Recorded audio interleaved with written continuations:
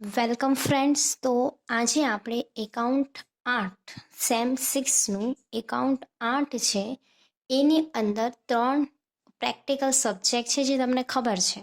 એક તો પરિવર્તનશીલ અંદાજપત્ર, રોકડ અંદાજપત્ર એન્ડ નિર્ણય ઘડતરના હિસાબો, જેની અંદર સમતૂર બિંદુ અને બહુ બધા સૂત્રો છે જે આપણે શીખવાના છીએ. તો આજના વિડીયોની અંદર હું તમને નિર્ણય ઘડતરના હિસાબોની અંદર આવતા જે સૂત્રો છે સમતૂર બિંદુના કેવી રીતે તમે શોધી શકો છો, ઇઝીલી યાદ રહે એ રીતે હું તમને આજે સમજાવીશ. ઓકે. એન્ડ આટલા દિવસથી હું વિડીયો અપલોડ નહોતી કરતી, એના માટે આઈ એમ રિયલી સોરી. બટ હવેથી આપણે રેગ્યુલર ભણવાનું ચાલુ કરશું. આજે આપણો આખો ફેબ્રુઆરીનો મહિનો છે એની અંદર આપણે ફૂલ તૈયારી કરી લઈશું સેમ 6વાળા વિદ્યાર્થીઓને કહી રહીશું. ઓકે. તો સેમ 6ની અંદર એકાઉન્ટ 8 બી છે, એકાઉન્ટ 7 બી છે એન્ડ તમારું સ્ટેટિસ્ટિક્સ સબ્જેક્ટ જે વિદ્યાર્થીઓએ લીધો છે. તો આ ત્રણેય સબ્જેક્ટ ઉપર તો આપણે આ ચેનલ પર કામ કરશું જ. એન્ડ જે બીઆરએફ છે, ઇકો છે, બીએ છે, આ 3 સબ્જેક્ટ ઉપર ચેપ્ટર વાઇઝ જે પણ ક્વેશ્ચન ઇમ્પોર્ટન્ટ હશે એની ચર્ચા અને એ હું તમને આપણા ચેનલ પર સમજાવીશ. ઓકે. તો જેણે પણ ચેનલને સબસ્ક્રાઈબ ના કર્યું હોય એ ફર્સ્ટ ઓફ ઓલ સબસ્ક્રાઈબ કરી લે અને ચાલો વધારે ટાઈમ વેસ્ટ ના કરતા હું તમને ચાલુ કરી દઉં ભણાવવાનું. તો નિર્ણય ઘડતર માટેના હિસાબો અમુકને યાદ રહેતું હશે કે સમતૂર બિંદુવાળું ચેપ્ટર કંઈક તો તમને નિર્ણય ઘડતર માટેના હિસાબો એમ યાદ રહેતું હશે. ઓકે. બેમાંથી તમે કંઈ પણ રીતે યાદ કરી શકો છો. હવે સૂત્રો તમને ઇઝીલી યાદ રહીને એના માટે હું તમને પહેલાં થોડુંક સમજાવી દઉં તો તમને ખૂબ જ મજા આવશે. જો નોર્મલી બીઈપીનું સૂત્ર શું છે? બીઈપી એટલે શું થાય? બ્રેક ઇવન પોઈન્ટ, સમતૂર બિંદુ. તમને ખબર છે સમતૂર બિંદુ એટલે શું? નહીં નફો નહીં નુકસાન, વચ્ચેનું જે બિંદુ હોય એને આપણે શું કહીશું? સમતૂર બિંદુ. તો બધી જ રીતે ધંધો કરતી કંપનીઓ છે, જે બી ધંધો કરે છે, જે બી પેઢીઓ છે, જે બી એકમો છે, એ શું વિચારે છે કે એ લોકો જોવે છે કે એવી તો હું કેવી રીતે વેચાણ કરું કે મારે ન તો નફો થાય ન તો ખોટ થાય. એવી એક એને લાઈન ખબર પડી જાય તો પછી એને નફો કેટલો મેળવવો જોઈએ એને ખબર પડી જાય, અને જો એને ખોટ થતી હોય તો એને પણ ખબર પડી જાય કે મારે નફો કેટલો કરવો જોઈએ. ઓકે. કેવી રીતે મારે સમતૂર બિંદુ સુધી પહોંચવું જોઈએ એનો ખ્યાલ આવી જાય, એના માટે આ સમતૂર બિંદુ શોધવામાં આવે છે. હવે તમને સમતૂર બિંદુનો અર્થ મેં તમને સમજાવી દીધું કે એનું મિનિંગ શું છે, લોજિકલી સમજાવ્યું છે, વ્યાખ્યાની રીતે નથી સમજાવ્યું. ઓકે. તો જો સમતૂર બિંદુ, હવે એક કંપની છે, જો મોસ્ટ ઓફલી પહેલાં તો તમને આનું જે રિયલ જે સૂત્ર છે એ હું તમને લખાઈ દઉં. F/S-V. એફ એટલે કે સ્થિર ખર્ચા, એસ એટલે કે વેચાણ અને વી એટલે શું થશે? ચલિત ખર્ચા. એક આ એનું સૂત્ર છે. ઓકે. આ સૂત્ર તમે યાદ રાખવાનું છે. ઓવરઓલમાં બધા સૂત્રની અંદર તમને આ સૂત્ર તો યાદ રહેવું જ જોઈએ. હવે આ સૂત્ર આવ્યું કઈ રીતે ને એ આપણે થોડી ચર્ચા કરી લઈએ. ઠીક છે. તો જો હવે કોઈ કંપની છે, રાઈટ, કોઈ કંપની છે, એને 1,000 રૂપિયા ભાડું ચૂકવવાનું છે. મતલબ કે કોઈ કંપની છે, એણે કંપનીએ કોઈક એક ઓફિસ લીધી છે, કારખાનું લીધું છે, જેને એને દર મહિને 1,000 રૂપિયો ચૂકવવો જ પડશે. ઓકે.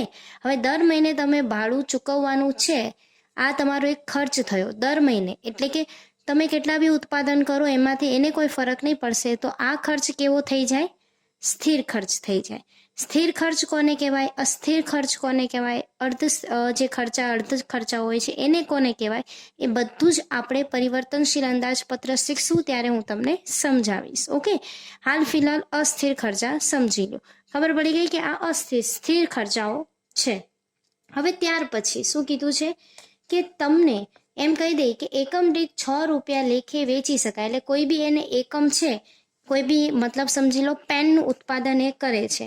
હવે પેન એ બજારમાં 6 રૂપિયાની કિંમતે વેચી શકે છે, એનાથી વધુ કિંમતે વેચી નહીં શકશે, કારણ કે કોઈ વ્યક્તિ એને લેવા તૈયાર થશે નહીં, કોઈ ગ્રાહક એને લેશે નહીં. 6 રૂપિયાની હશે ત્યાં સુધી એને એ વેલિડ ગણશે.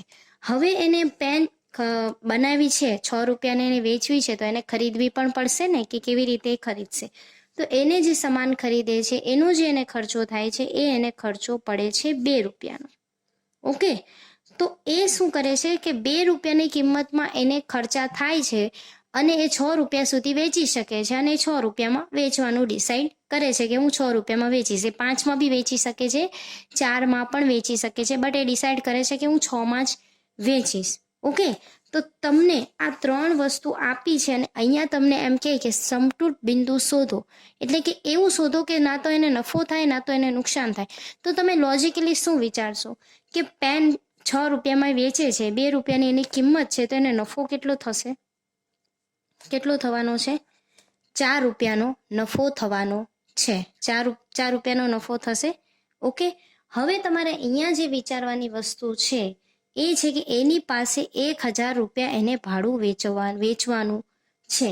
હવે તમને અહીંયા એમ કહી દીધું છે કે તમે એકમ દીઠ 6 રૂપિયા લેખે એને વેચી શકો છો. બજારમાં એની 2 રૂપિયા કિંમતે ખરીદી શકીએ છીએ. તો તમે નહીં નફો અને નહીં ખોટની સ્થિતિ તમારે અહીંયા દર્શાવવાની છે. તો હવે તમારી પાસે કેટલા છે? 1000 ભાડું તમારે ચૂકવવાનું છે. તો તમે ભાગ્યા 4 કરો, મતલબ કે તમને એક વસ્તુ પાછળ 4 રૂપિયા નફો થાય છે. એટલે તમે આ 4 રૂપિયા જેટલા બી એકમો વેચશો તેમાં તમને 4 રૂપિયા મળશે અને એ 4 રૂપિયા મળીને 1000 જ્યાં સુધી ન થાય એટલા એકમો તમારે વેચવા પડે. ખબર પડે છે? 4 રૂપિયા તમને એક વસ્તુ પાછળ મળે છે તો તમે ત્યાં સુધી એને એટલા એકમોનું ઉત્પાદન કરશો જ્યાં સુધી 1000 રૂપિયો થઈ જાય. રાઈટ? તો આના 1000 ભાગ્યા 4 કરશો તો તમારો જવાબ આવશે 250. તો તમારે 250 એકમો ઉત્પાદન કરવા પડે તો તમે આ 1000 ભાડું ચૂકવી શકો છો. રાઈટ? 250 ગુણ્યા 4 કરો, તમને નફો કેટલો થાય છે એ તમને મળી જશે 1000 રૂપિયો. તો અહીંયા તમે જો 250 એકમોનું ઉત્પાદન કરો છો તો તમને નહીં નફો અને નહીં ખોટની સ્થિતિ ઉત્પન્ન થઈ જશે. હવે તમારે નફો કમાવો છે તો તમે 250 એકમ કરતાં વધારે ખરીદી શકો છો. ઓકે, અહીંયા તમને ખબર પડી ગઈ. હવે આનાથી સૂત્ર કઈ રીતે બન્યું છે એ જુઓ. આ 1000 શું છે? સ્થિર ખર્ચા. તો સ્થિર ખર્ચાને આપણે શું કહેશું? એફ, ફિક્સ્ડ કોસ્ટ જે હોય છે એને આપણે સ્થિર ખર્ચા કહીએ છીએ. ઓકે, હવે છેદમાં 4. હવે આ 4 આવ્યું શું છે? નફો. 6 માંથી 2 ગયા એટલે 6 શું છે? પેનની કિંમત. શું છે? વેચાણ કિંમત. અને વેચાણને આપણે ઇંગ્લિશમાં શું કહીએ છીએ? સેલ. એટલે અહીંયા શું આવી જશે? એસ. માઇનસ શું છે અહીંયા? વી. ઓકે, એટલે કે 2 ખર્ચ આપણે કર્યો. હવે આ જે ખર્ચ છે એને તમારે કહેવાનો છે ચલિત ખર્ચ. કારણ કે તમે જેટલા ઉત્પાદનના એકમો ઉત્પાદન કરશો એટલો જ તમને ખર્ચ થશે. તો આ કેવો ખર્ચ કહેવાય? ચલિત ખર્ચ કહેવાય. ક્યારે બી ચેન્જ થઈ શકે છે. તમે જેટલા ઉત્પાદન એકમોનું ઉત્પાદન કરશો એટલો થશે. તો આ શું થઈ ગયું? ચલિત. તો આ તમારું સમતૂર બિંદુનું સૂત્ર આવી ગયું. જેમ બેસ્ટ મેં અહીંયા શીખવાયું એવી રીતે મેં તમને અહીંયા સૂત્ર લખી નાખ્યું. હવે તમને સૂત્ર યાદ રહી જશે કે કેવી રીતે સૂત્ર યાદ રાખવાનું છે? એફના છેદમાં એસ માઇનસ વી. ઓકે, હવે આ જે એસ માઇનસ વી છે એને તમે ફાળો કહી શકો છો. ઓકે, આને તમે ફાળો કહી શકો છો. આ તમારો ફાળાનો ગાળો. ફાળાને તમે ઇંગ્લિશમાં કહેશો સી. ઓકે, તો હવે આ આખું સૂત્ર છે ફાળાનું. રાઈટ? S minus V. તમે એને ફાળો બી કહી શકો છો. એટલે તમે અહીંયા સમતૂર બિંદુનું સૂત્ર એફના છેદમાં સી પણ લખી શકો છો. આ મોસ્ટ ઓફલી તમારે MCQમાં કામ આવી શકે કે બીઈપીનું સૂત્ર જણાવો. હવે આ સૂત્ર નથી આપ્યું અને આ સૂત્ર આપ્યું છે તો તમે આને રાઈટ ઓપ્શન ક્લિક કરી શકો છો. ઓકે, અહીંયા તમને આઈ હોપ કે ખબર પડી ગઈ હશે કે સમતૂર બિંદુની અંદર તમારે કઈ રીતે સૂત્ર યાદ રાખવાનું છે. એકદમ ઇઝી રીત મેં શીખવાડી દીધી છે.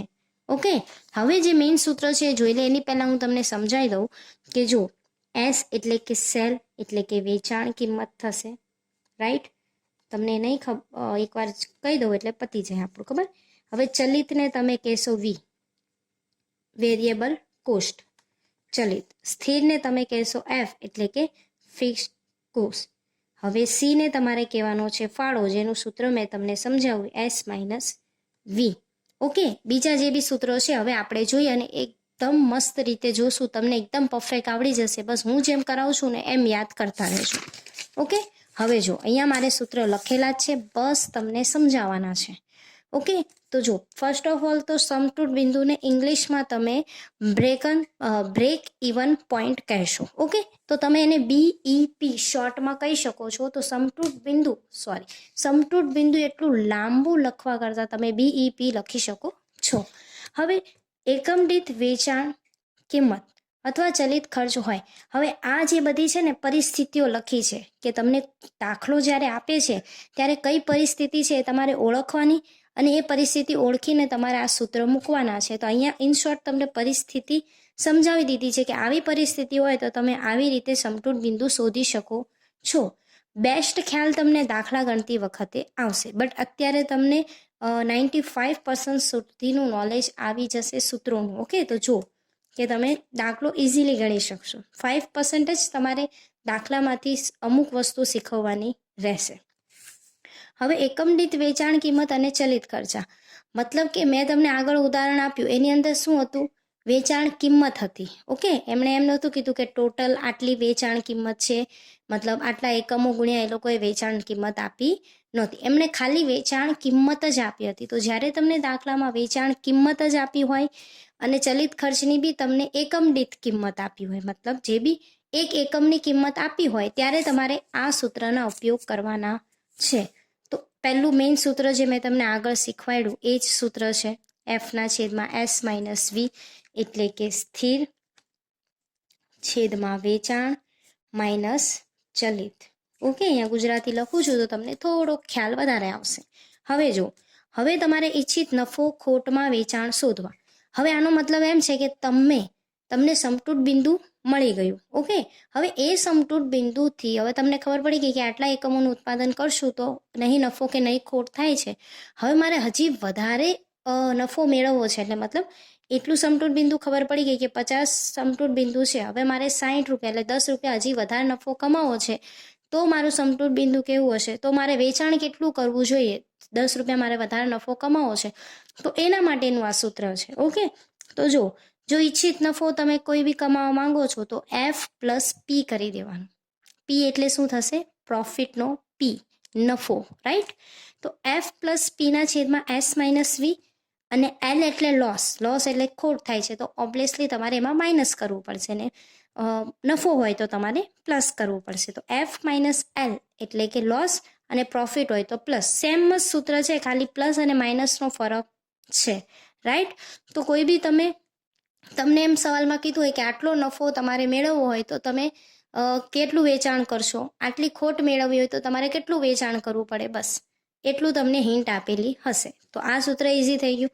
હવે છે તમારે નવું સમતૂર બિંદુ, સેમ ટુ સેમ છે. જો એક સૂત્ર યાદ રહેશે ને તો બધી જ વસ્તુ લાઇનસર યાદ રહેશે. જો સ્થિર ખર્ચમાં વધારો ઘટાડો. હવે તમને રકમમાં એમ કીધું હોય કે સ્થિર ખર્ચા તમને કહી દીધા છે કે 10,000 છે. હવે તમને નીચે હવાલામાં એમ કહે છે કે સ્થિર ખર્ચમાં 10% વધારો થાય તો તમને કેટલું સમતૂર બિંદુ થાય છે એ શોધો. તો તમારે એ 10% પ્લસ કરવા પડશે. કેમાં, સ્થિર ખર્ચામાં. તો આ આખા સૂત્રમાં તમને સ્થિર ખર્ચા ક્યાં દેખાય છે, આ F એટલે સ્થિર ખર્ચા, તો એમાં આપણે પ્લસ કરી દેશું 10%. એટલે આ જે X છે એ શું છે, તમારો વધારો અને ઘટાડો. ઓકે, ઘટાડો હોય તો માઇનસ કરશો ને વધારો હોય તો પ્લસ કરશો, નફો હોય તો પ્લસ, ખોટ હોય તો માઇનસ. એ રીતે તમારે યાદ રાખવાનું છે, રાઈટ. આમાં તો ખબર પડી જ ગઈ હશે. એવી જ રીતે નીચે આવશું તો એમાં બી એમ જ કીધું છે કે ચલિત ખર્ચામાં વધારો ઘટાડો. હવે ચલિત ખર્ચા એટલે શું થાય, V. હવે સૂત્રમાં શોધો કે V ક્યાં છે, તો V આપણને અહીંયા નીચે મળે છે. ઓકે, અહીંયા નીચે મળશે તો એમાં આપણે X પ્લસ માઇનસ કરી લઈશું. વધારો કીધો હશે તો પ્લસ અને ઘટાડો કીધો હશે તો માઇનસ. બેઝિક સૂત્ર F/S - V યાદ રાખવાનું છે અને જેમાં વધારો ઘટાડો કીધો છે ત્યાં જઈને વધારો ઘટાડો કરવાનો છે. વેચાણ કિંમતમાં કીધું હશે તો સેલ, તો S+- X - V, રાઈટ. ખબર પડી ગઈ. મેઇન સૂત્ર યાદ રાખો.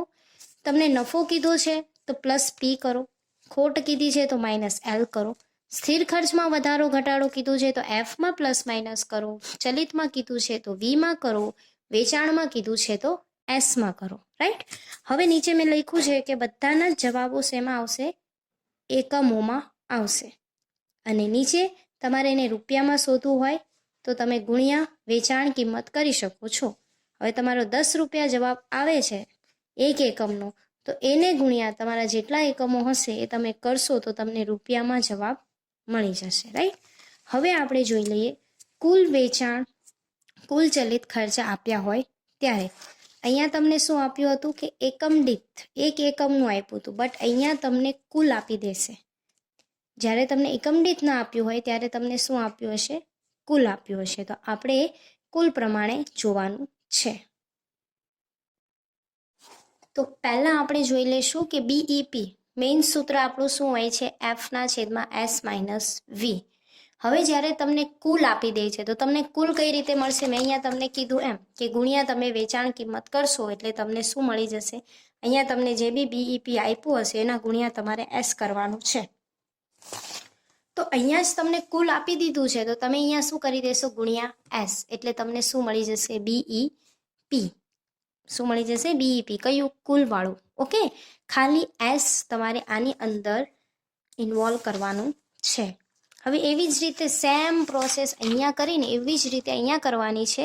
એકદમ ધ્યાનથી સાંભળજો. જો ઈચ્છિત નફો આપ્યો હોય તો પ્લસ પી કરો, ખોટ કીધી હોય તો માઇનસ એલ કરો, ગુણ્યા એસ તો આ સૂત્રમાં વધાવ્યું છે તો એ આપણે તો બધામાં લખવાનું છે. નવું સમતૂર બિંદુ શોધવા માટે જો સ્થિર ખર્ચમાં વધારો કીધો છે તો સ્થિર ખર્ચ ગોતી લો. સૂત્રની અંદર ક્યાં છે? તો એફ, એમાં પ્લસ માઇનસ કરો. ચલિત ખર્ચમાં ફેરફાર કીધો છે એટલે કે વધારો ઘટાડો બંને એક જ કહેવાય. ફેરફાર સમજો કે વધારો ઘટાડો. તો હવે આમાં તમારે ચલિત ખર્ચ ક્યાં છે? વી. તો વીમાંથી તમે પ્લસ માઇનસ કરશો. એવી જ રીતે વેચાણમાં ફેરફાર કીધું છે, વેચાણમાં વધારો ઘટાડો કીધું છે તો તમારે શોધવું પડશે કે વેચાણ ક્યાં છે. તો અહીંયા તમારી પાસે બે જગ્યા વેચાણ છે. એક તો ગુણ્યા એસ આપણે જે સૂત્રમાં વધાવ્યું એ, અને બીજું જે વેચાણ છે જે આપણને નીચે આપેલું છે. તો આપણે આનામાં પણ કરવું પડશે. શું? પ્લસ માઇનસ કરી દેવાનું એટલે તમારો શું આવી જશે? જવાબ આવી જશે, રાઈટ. હવે જો આના તમામ જવાબ તો રૂપિયામાં જશે, બિકોઝ અહીંયા આપણે પહેલાથી જ એસ ગુણ્યા કરી દઈએ છીએ તો તમારો બધામાં જવાબ શું આવી જશે? રૂપિયામાં જ આવી જશે. આ બંનેના સૂત્રમાં ડિફરન્ટ કેટલો છે? ખાલી ગુણ્યા એસ અહીંયા છે અને આપણે અહીંયા છેલ્લે બધા જે જવાબ આવી જાય પછી તમે એસ કરી શકો છો, રાઈટ. હવે પરિસ્થિતિ એ જોવાની કે તમને કુલ આપી દીધું છે કે એકમ દીઠ આપ્યું છે, એ પ્રમાણે તમારે જવાનું છે. તો આટલા સૂત્રમાં ખબર પડી ગઈ. એકદમ ઇઝી સૂત્ર છે, ધીરે ધીરે સમજો, બધું સમજ પડશે. હવે જો હવે તમને એક અહીંયા મેઇન જે આપણું વધારે હાર્ડ લેવલ કહે ને કે એક સ્ટેપ આગળ વધવાનું, એ પ્રકારનું અહીંયા તમને જોવા મળશે કે હમણાં જે સૂત્ર જોયા એ બેઝિક સૂત્ર હતા, એમાં થોડુંક આગળ ગયા, પ્લસ માઇનસ કર્યું, તમે એક્સ પ્લસ માઇનસ કર્યા. હવે તમારે આવવાનું છે થોડુંક અલગ લેવલ સ્ટેપ છે તમારું આ. ઓકે, અહીંયા તમને થોડુંક હાર્ડ પડશે બટ સમજશો ને તો એકદમ ઇઝી છે, રાઈટ. ચલો જોઈએ. હવે નફા જથ્થાનો ગુણોત્તર. નફા જથ્થાનો ગુણોત્તર એટલે કે અહીંયા લખ્યું જ છે મેં કે પ્રોફિટ વોલ્યુમ રેટિયો. હવે અહીંયા પીવીઆર તમે એને ટૂંકમાં કહેશો કે પીવીઆર. હવે તમને ક્વેશ્ચનની અંદર ટૂંકમાં લખ્યું હોય કે ફૂલ લખ્યું હોય એ તમારે જોવાનું છે, તમારે સમજવાનું છે, રાઈટ. જો પીવીઆર ઇઝ ઇક્વલ ટુ સીના છેદમાં એસ. સી એટલે શું? મેં તમને આગળ જ કીધું, ફાળો. સમજજો, એકદમ ઇઝી છે. જો સ્ટેપ બાય સ્ટેપ સમજવાની કોશિશ કરશો ને તો સૂત્ર કશા જ હાર્ડ નથી. જો સી એટલે શું થાય છે? ફાળો થાય છે. છેદમાં એસ એટલે શું થાય છે? વેચાણ કિંમત થાય, ગુણ્યા 100. હવે તમને શું કીધું છે? નફા જથ્થાનો ગુણોત્તર. તો નફો તમારે અને જથ્થાનો ગુણોત્તર અહીંયા લેવો પડશે. તો સીના છેદમાં એસ એ આમનું સૂત્ર છે. હવે બીજું સૂત્ર તમને અહીંયા આપ્યું છે કે નફામાં ફેરફાર છેદમાં વેચાણમાં ફેરફાર. હવે નફામાં ફેરફાર S minus V. S minus V કોનું સૂત્ર છે? ફાળાનું સૂત્ર છે. તો ફાળો પણ એક પ્રકારનો નફામાં ફેરફાર જ દર્શાવે છે. કેવી રીતે? તો આગળ મેં તમને અહીંયા ખબર ઉદાહરણ સમજાવ્યું હતું કે તમને અહીંયા જે મેં અહીંયા સી લખ્યો, અહીંયા આપણે 4 આવ્યો. હવે 4 આ કઈ રીતે આવ્યો છે? 6 માંથી 2 બાદ કર્યા એટલે તમને નફો મળ્યો. તો આ જે નફો મળે છે એ કઈ પ્રક્રિયાથી મળે છે? તમને એસ માઇનસ વીની પ્રક્રિયાથી તમને આ નફો મળે છે. તો અહીંયા જ એમ લખી દીધું છે કે નફામાં ફેરફાર છેદમાં વેચાણ પર ફેરફાર ગુણ્યા વેચાણમાં ફેરફાર, એટલે એને એસ માઇનસ વીના છેદમાં એસ ગુણ્યા 100. એટલે આ બધા સૂત્ર એક જ છે. ઇન શોર્ટ તમે સીના છેદમાં એસ લખો કે એસ માઇનસ વીના છેદમાં એસ ગુણ્યા 100 કરો. આ તમારો નફા જથ્થાનો ગુણોત્તર થઈ ગયો.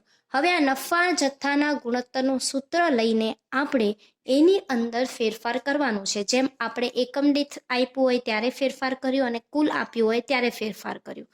તો હવે તમને જ્યારે દાખલામાં એકમ દીઠ બી નથી આપ્યું, કુલ બી નથી આપ્યું, ત્યારે તમને છે ને નફા જથ્થાનો ગુણોત્તર ટાઈપ કંઈક આપ્યું હશે. તો એ જ્યારે આપે ને ત્યારે તમારે કયા સૂત્રનો ઉપયોગ કરવાનો છે એ આપણે જોઈએ. તો સમતૂર બિંદુ શોધવા માટે તમે અહીંયા એફ એટલે કે સ્થિર ખર્ચા તો સૌપ્રથમ લખી જ દેશો. છેદમાં પીવી ગુણોત્તર એટલે કે શું થશે? આ. હવે જો અહીંયા આપણે પીવી ગુણોત્તર લખીએ છીએ અને આ લખીએ છીએ, તો અહીંયા એમ પણ આપણે એસ માઇનસ વી લખતા જ હતા. ઉપર એસ વયો જશે. જો સમજાવું એકદમ, મતલબ આ થોડુંક આગળ પડતું તમને સમજાવું છું. એફના છેદમાં પીવી ગુણોત્તર શું છે? એસ માઇનસ વીના છેદમાં એસ. હવે આ એસ ઉપર વયો જશે તો શું થઈ જશે? ગુણાકાર થઈ જશે. એસ માઇનસ વી ગુણ્યા એસ. તો આ જો આ આપણું સૂત્ર થઈ ગયું. આ વાળું થઈ ગયું ને?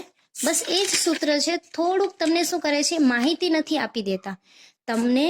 આ એસ માઇનસ વી ગુણ્યા એસ મતલબ એસ માઇનસ વી વાળી માહિતી નથી આપતા ને ડાયરેક્ટ આ સૂત્ર તમને પીવી વાળનું આપી દે છે, ત્યારે તમારે આ સૂત્ર મૂકવું પડશે. સમજ પડી? અહીંયા તમને માઇન્ડ લેવલ થોડું તમારું ચેક કરવામાં આવે છે. ઓકે, તો આ પ્રોસેસ જ છે, સેમ એ જ છે જે આપણે ફર્સ્ટ ઓફ અહીંયા ઉદાહરણમાં શીખ્યા ને, બસ એ જ છે. બટ થોડુંક ફેરવીને એ લોકો બીજી રીતે પૂછે છે. ઓકે, એટલે તમને ડાયરેક્ટ ચલિત ખર્ચ કે સ્થિર ખર્ચ ના આપતા તમને ડાયરેક્ટ પીવીનો ગુણોત્તર આપી દે, તો તમારે પીવીનો ગુણોત્તર આવી રીતે સૂત્ર મૂકી શકો છો. ઓકે, હવે જો ઈચ્છિત નફો કે ખોટ. હવે તમને ઈચ્છિત નફો જોઈએ છે કે ખોટ જોઈએ, તો સેમ ટુ સેમ આગળ જે પ્રોસેસ કરતા હતા એ જ ફોલો કરવાની છે. પ્લસ પી માઇનસ એલ, સૂત્ર તો એનું એ જ છે, રાઈટ. સ્થિર ખર્ચામાં તો સ્થિર ખર્ચ ગોતો કે ક્યાં છે? તો સ્થિર ખર્ચ છે અહીંયા એફ, તો એની અંદર પ્લસ ઓર માઇનસ કરી નાખો. પછી છે કે ચલિત ખર્ચ, તો ચલિત ખર્ચ શોધો. બટ અહીંયા તો મેમ ચલિત ખર્ચ તો નથી દેખાતો, તો શું કરવાનું છે? પીવી ગુણોત્તરના સૂત્રમાં જઈને તમારે ચલિત ખર્ચમાં ફેરફાર કરવો પડશે. તો પીવીનું ગુણોત્તરનું સૂત્ર તમને મેં અહીંયા બતાવ્યું તે જ એસ માઇનસ વી છેદમાં એસ. તો અહીંયા તમને વી ક્યાં દેખાય છે? અહીંયા. ચલિત ખર્ચ અહીંયા છે, તો અહીંયા તમે પ્લસ ઓર માઇનસ કરી નાખો અને નવો પીવી ગુણોત્તર અહીંયા તમે મૂકી દો. ઓકે, એફ તમને ઓલરેડી અહીંયા આપી દીધો છે, તો તમારે અહીંયા જ પ્લસ ઓર માઇનસ કરી દેવાનું. ચલિત નથી આપ્યો તો પીવીના ગુણોત્તરમાં જઈને કરીને આવો. ઓકે, હવે વેચાણમાં બી સેમ ટુ સેમ એ જ પ્રોસેસ છે. વેચાણ પણ તમને અહીંયા નથી આપ્યું, તો પીવીના ગુણોત્તરમાં જાઓ અને વેચાણમાં કરીને પ્લસ ઓર માઇનસ કરીને આવો. હવે જો અહીંયા તમારી પાસે બે એસ હશે, તો બંને એસમાં તમારે પ્લસ ઓર માઇનસ કરવાનું રહેશે, રાઈટ. હવે જો આ એકદમ ઇઝી, ખબર પડી ગઈ. સૂત્ર એ છે નફામાં ફેરફાર સ્થિર ખર્ચમાં, ચલિતમાં અને વેચાણમાં. ઓકે, નફો અને ખોટ, સ્થિર, ચલિત અને વેચાણ, આ ત્રણ પ્રોસેસ જ છે. બસ અહીંયા થોડુંક હાઈ લેવલ થઈ ગયું તમારું કે પીવી ગુણોત્તરનો સમાવેશ કરી દીધો છે. ઓકે, પીવી ગુણોત્તર પણ એ જ છે જે આપણે બીઈપી શોધીએ છીએ તે જ. આઈ હોપ કે તમને સમજ પડી રહી હશે. જો સમજ પડે છે તો કમેન્ટમાં મને રિપ્લાય આપજો. ઓકે, કમેન્ટ કરી દેજો કે યસ મેમ ખબર પડે છે, તમે જે સમજાવો છો એ રીતમાં. હવે જે મેઇન વસ્તુ બાકી રહે છે એ છે કે નફો કે નુકસાન શોધવા માટે. હવે અમુક વાર દાખલામાં શું થાય કે તમને અમુક વસ્તુ આપી દીધી હોય ને અમુક વસ્તુ તમારે શોધવાની હોય. તો જો વેચાણ માઇનસ ચલિત ખર્ચા, જે આપણે ફર્સ્ટ મેં તમને ઉદાહરણ સમજાવ્યું ને, બસ એ માઇન્ડમાં રાખશો ને તો બધું જ ક્લિયર થતું જશે. જો વેચાણ માઇનસ ચલિત ખર્ચા એટલે તમને ફાળો મળશે. તો મેં તમને કીધું એમ ફાળાનું સૂત્ર શું છે? S minus V. તો વેચાણમાંથી ચલિત ખર્ચા બાદ કરશો તો તમને ફાળો મળશે. હવે એ ફાળામાંથી તમારા જે સ્થિર ખર્ચા છે કે જે તમારે ચૂકવવા જ પડશે, જે આપણે ભાડું જોયું હતું એ ભાડું તમારે ચૂકવવું જ પડશે, તો તમે એ બાદ કરશો તો તમને નફો કે ખોટ મળી જશે. ઓકે, તો અહીંયા તમને નફો કે ખોટ મળી જશે. બસ આ એક પ્રોસેસ છે કે તમને જો ચલિત ખર્ચા આપી દીધા હોય, વેચાણ આપી દીધું હોય, તો તમારે સ્થિર ખર્ચા શોધવા છે, નફો ખોટ શોધવું છે, તો તમે શોધી શકશો. હવે એની સિવાય 2-3 સૂત્ર નવા તમને આમાં ઇન્ક્લુડ કર્યા છે, જે હું તમને ઉપરથી સમજાવી દઉં છું. એનું જે બેસ્ટ નોલેજ છે એ તમને ઉદાહરણમાં મતલબ જ્યારે એક્ઝામ્પલ કરશું ને એમાં આવશે. હવે જો ખરેખર વેચાણ એટલે SAS, એકચ્યુઅલ સેલ આપણે જેને કહીએ એ. સલામતીનો ગાળો એટલે MS. ઓકે, તો હવે જો MS નું તમને અહીંયા એમ કીધું છે કે ખરેખર વેચાણ માઇનસ સમતૂર બિંદુ. હવે M અને S શું થાય છે કે મેરિજિયન ઓફ સેફટી, સલામતીનો ગાળો તમને ક્યાં સુધી, એટલે કે તમે આટલું વેચાણ કરશો તો એ તમારો સલામતીનો ગાળો છે. આનાથી ઓછું કરશો કે આનાથી વધુ કરશો તો તમને નુકસાન થઈ શકે છે કે નફો થઈ શકે છે. તો એની અંદર સલામતીના ગાળામાં તમારે રહેવું હોય તો જે ખરેખર વેચાણ તમે કરો છો, ઓકે, જેમ કે આપણો પહેલા સલામતીનો ગાળો કેટલો આવ્યો, સોરી સમતૂર બિંદુ કેટલું હતું, 250 એકમ આવ્યું હતું આપણે ફર્સ્ટ ઉદાહરણ જોયું એમાં. હવે એમાંથી તમે સમતૂર બિંદુ 250 છે અને હવે તમે ખરેખર વેચાણ કેટલું કરો છો. હવે તમે વિચારી લો કે હું 300 એકમોનું વેચાણ કરું છું તો તમને તમારો સલામતીનો ગાળો પ્લસમાં મળશે, એટલે કે એ રાઈટ છે. જો તમે 250 એકમના બદલે 200 એકમનું જ વેચાણ કરો છો, ખરેખર વેચાણ 200નું છે અને સમતૂર બિંદુ 250નું આવ્યું છે, તો તમે સલામતીના ગાળાની બહાર જઈ રહ્યા છો એવું કહી રહ્યા છે. તો આ લોજિક તમને સમજ આવ્યું? એ જ પ્રમાણે એ સૂત્રમાં લખ્યું છે કે ખરેખર વેચાણ માઇનસ સમતૂર બિંદુ. ઓકે, આની સિવાય તમે બીજું સૂત્ર યુઝ કરી શકો છો કે MS P/PVR. PVR એટલે શું તમને કીધું એમ નફા જથ્થાનો ગુણોત્તર. આ તમારા ચેપ્ટરની અંદર મેઇન એક તો સમતૂર બિંદુ અને નફા જથ્થાનો ગુણોત્તર જે તમારે યાદ રાખવાનો. તો PVR એટલે નફા જથ્થાનો ગુણોત્તર. તો નફા જથ્થાનો ગુણોત્તર શેમાંથી મળે, આપણે ફાળોના છેદમાં વેચાણ કિંમત મૂકીએ એટલે તમને શું મળી જશે, નફા જથ્થાનો ગુણોત્તર. એને તમારે P એટલે કે જે બી તમને નફો મળે છે એની સાથે તમે ઇન્ક્લુડ કરી શકો છો. પછી તમારે દર શોધવું હોય તો તમારે ખરેખર વેચાણ ગુણ્યા 100 કરી દેવાનું, તો તમને શું મળી જશે, દર મળી જશે કે આટલા ટકા તમે સલામતી ગાળો છે. ઓકે, આટલા સૂત્ર આની અંદર છે. આની સિવાય કોઈ બેઝિક સૂત્ર હશે જે બેઝિક નોલેજ લેવાનું હોય ને એ આપણે ઉદાહરણમાં જોઈશું. અને ચોપડીની અંદર બહુ બધા ઉદાહરણ છે, અમુક ઉદાહરણ આપણે પકડશું જેની અંદર નવી નવી રીતો હશે. એ બધા જ ઉદાહરણો આપણે આપણા ચેનલ પર મૂકવાના છીએ, તો ચેનલ સાથે જોડાયેલા રહેજો. એન્ડ પરિવર્તનશીલ અંદાજપત્ર માટે કમેન્ટ આવ્યો હતો કે મેમ એ અમને સમજાવો, તો એ પણ આપણે ચાલુ કરી દઈશું. એની પહેલાં આપણે સમતૂર બિંદુના ચેપ્ટરના 1-2 દાખલા જોઈ લઈએ, પછી આપણે પરિવર્તનશીલ કરશું. પછી એના 1-2 દાખલા જોયા પછી રોકડ અંદાજપત્ર કરશું. એના 1-2 દાખલા જોયા પછી આપણે ત્રણેય ચેપ્ટરના ચેપ્ટર વાઇઝ કોઈ IMP દાખલાઓ હશે એ હું મૂકતી રહીશ, તમને સમજાવતી રહીશ. એન્ડ એની સાથે સાથે ઇકો BRF છે, એકાઉન્ટ 5 છે, એના પણ IMP સવાલ આપણે સમજીશું. આપણા ચેનલ પર હું મૂકી દઈશ. એન્ડ MCQ પણ હું તમારી સાથે શેર કરીશ, એને પણ આપણે સોલ્વ કરશું. ઇન્ટરનલ એક્ઝામમાં જો